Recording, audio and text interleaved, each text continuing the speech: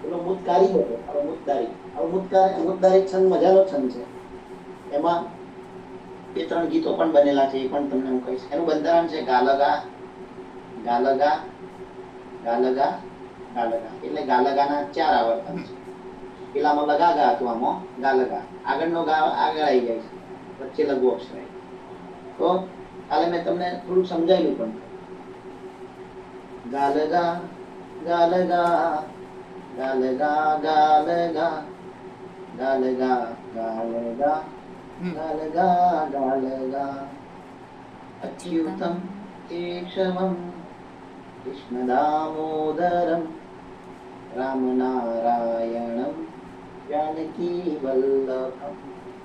અચ્ you તમ. જો અચ્ ગા, યુ લ, તમ ગાલ ગા. અચ્યુતમ ગાલગા કેશવમ ગાલગા રામના રામના ગાલગા રાયણમ. રા પછી ય છે એટલે ગાલ. રામનારાયણમ. હમ ભેગું બોલાય છે એટલે ગા થશે. રામનારાયણમ જાનકી ગાલગા વલ વલ્લ બમ. વલ લ બમ. વલ ભેગું બોલાય છે, પછી લ સ્વતંત્ર છે અને પછી બમ, વલ્લભમ એટલે ગાલગા. આ એનો રાગ છે. બરાબર. બીજો રાગ છે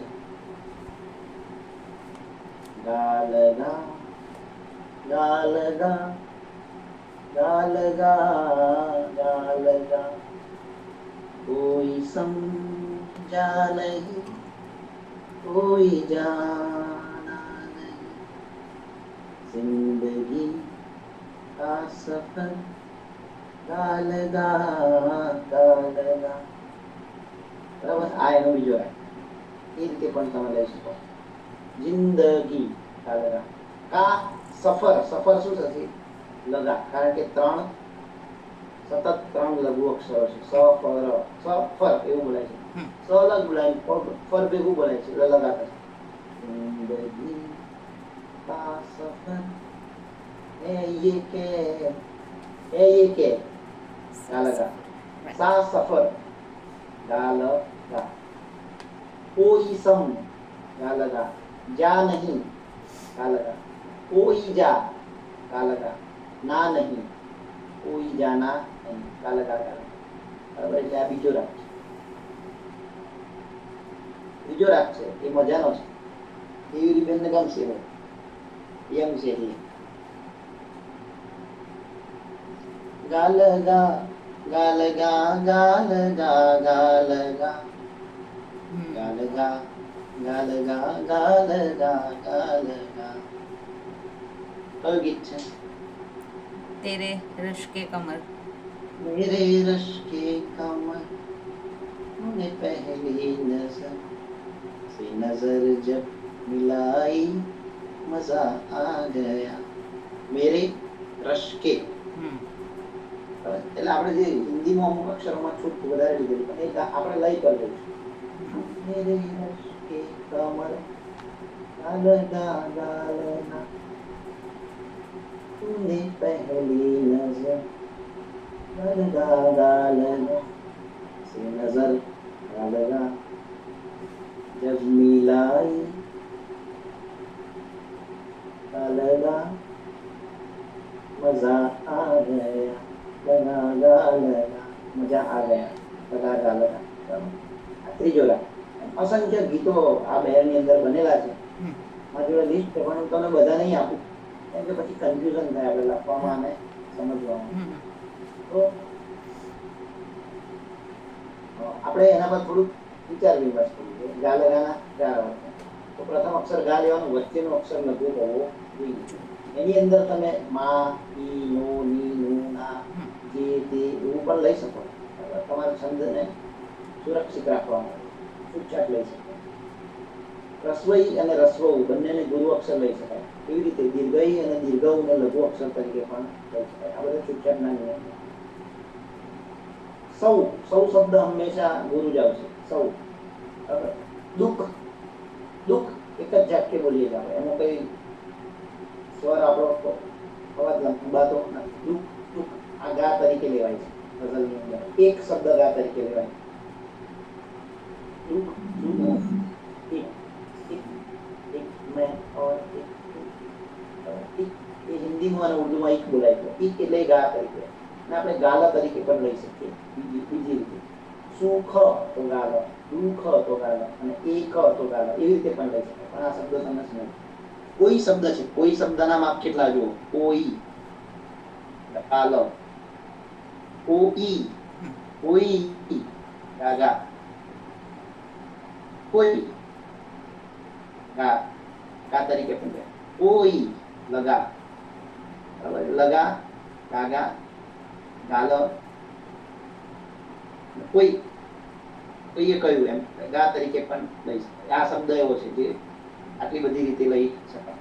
પછી મારો, મારી, મારું, મારા, બરાબર. આ જે છે ઈ કારાંત છે, એને પણ આપણે લઘુ ગુરુ તરીકે, મારું હોય તો ગાલા તરીકે પણ લઈ શકાય અને ગાગા તરીકે પણ લઈ શકાય. આ અમુક ચૂંટણા નિયમો તમને સમજવા માટે. તો હવે આપણે 3 રાગમાં ગા લગા આવર્તન મૂતલ્યારી છંદ વિશે વિચારીએ. તમને કોઈ પ્રશ્ન હોય તો વચ્ચે પૂછી શકો છો. સર આ તમે કીધું ને સૌ દુઃખ એક એ કાયમ લઘુમાં આવે કે ગુરુમાં આવે? સૌ હંમેશા ગુરુ લેવાય. ગા સૌ, દુઃખ, સુખ અને એક. એનું પ્રારંભિક માપ ગા છે. પણ પેલા 3માં છૂટછાટ છે કે તમે એને દુઃખ ગાલા તરીકે લઈ શકો, સુખ ગાલા તરીકે લઈ શકો, એક ગાલા તરીકે લઈ શકો. પણ એનું મૂળ માપ તો ગા છે ગઝલની દ્રષ્ટિએ, છંદ બેની દ્રષ્ટિએ.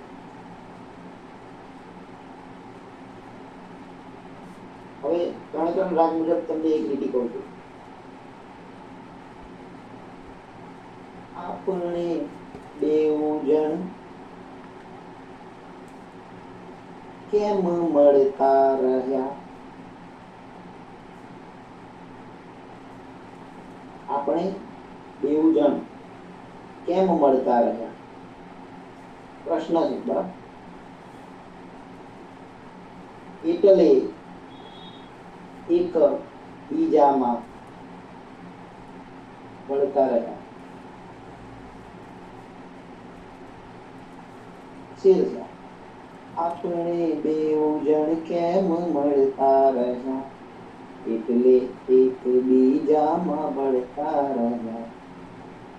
આ મેરે રસ્તે કહું. બીજા રાગ में આપણે બેઉ જણ કેમ મળતા રહ્યા, એક બીજામાં મળતા રહ્યા. આ બીજો રાગ.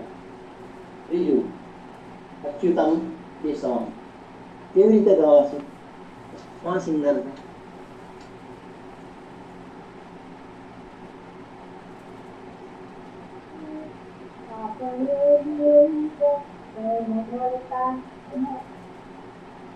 બરાબર છે સર? બરાબર છે. આપણે બેઉ જણ મળતા રહ્યા, એટલે એક બીજામાં સરળ, એકદમ સરળ રાગ છે ને અચ્યુતમ વાળો. એમાં તમને રિધમ ખબર પડી જશે. પેલામાં થોડું અઘરું પડી જાય છે. બરાબર. હવે આના ખ્યાલ આવી ગયો. હા, હવે સમજીએ કે આ 2-3 મિત્રો બેનો નવા છે એટલે સમજાવું છું. આપણે બેઉ જણ કેમ મળતા રહ્યા, આને મિશ્રો કહેવાય. એટલે એકબીજામાં મળતા રહ્યા, આને પણ મિશ્રો કહેવાય. 2 મિશ્રા છે આપણી પાસે. પ્રથમ મિશ્રાને, પહેલો મિશ્રો છે એને ઉલા મિશ્રો કહેવાય. ઉપરની પંક્તિને ઉલા મિશ્રા કહેવાય. ઉલા.